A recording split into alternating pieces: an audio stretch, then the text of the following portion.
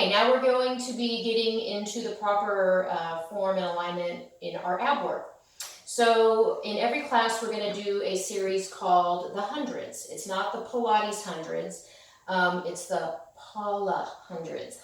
Anyway, in the hundreds, we are going to be working on, we're going to be doing 100 curls, okay? So a curl is where it's a smaller range of movement, and the goal for a curl is to contract in both directions. So you're contracting the abs on the forward motion, and you're contracting the abs on the back motion.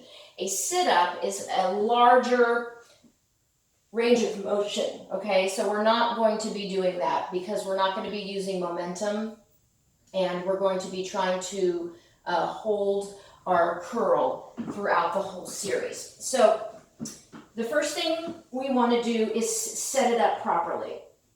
Okay, so again, we want the hip-rib connection here. Okay, so in this exercise, just rock your pelvis forward and back, forward and back, forward and back, forward and back, forward and back, okay? So you want a neutral pelvis.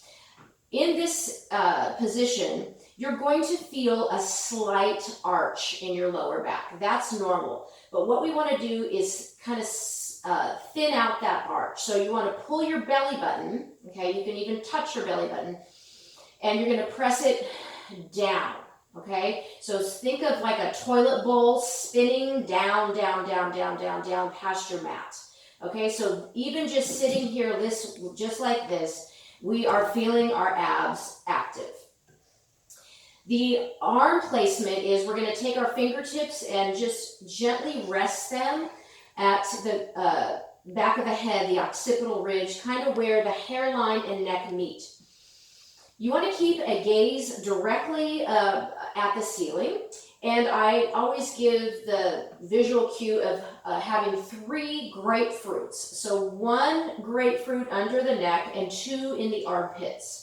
Okay, so when we do motions, everything is open and wide, and that also gives you a deeper workout to push these ribs down, okay? So instead of this, right, we're doing this, we're gonna push the rib cage into the mat, belly button down, hips toward the lowest rib. Our starting point, or our home base, is you're gonna take an inhale. On the exhale, pulling the belly button down and floating the scapula off of the floor. This is our starting point. So we're still pushing the belly button down into the mat. And you're going to just lift and lower from this position. So it's only about an inch, inch and a half in range of motion. So it looks like this. 1, 2, 19, 20. We're going to do 20 like that and take a rest. The second section, we're going to come back up to neutral, and you're going to shift your shoulders only, keeping the hips where they are, to 2 o'clock on the clock. So if you're looking at the ceiling, 12 o'clock's at the top, 6 o'clock's at the bottom, shifting both shoulders to 2 o'clock. So by doing this, you want to re-anchor your hips down, and we're going to try and isolate just the right oblique and right side abs. Okay, lifting and lowering, keeping the elbows wide. The arms become extra weight for the abs. So when the arms are in, that's easier to do. With the arms out, it's a lot more challenging. Okay, so we do 19, 20 to the right. We rest. Whew, we come back up to 12 o'clock. We shift to the left to about 10 o'clock on the clock.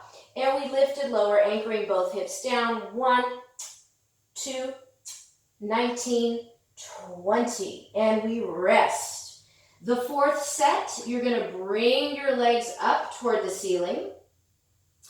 And there's options for the arms. You can keep the arms where they are here. Okay, so belly button down, pressing lower back down, coming up to neutral, your home base. And you begin curling, but I want you to look at the tops of your toes, okay? So option for arms here is behind the neck, or you can try and reach fingertips to toes, ankles, shins. 19, 20, and we rest. And the final set of 20, the fifth set of 20, is we're going to tabletop the legs, okay? So tabletop is you want to have a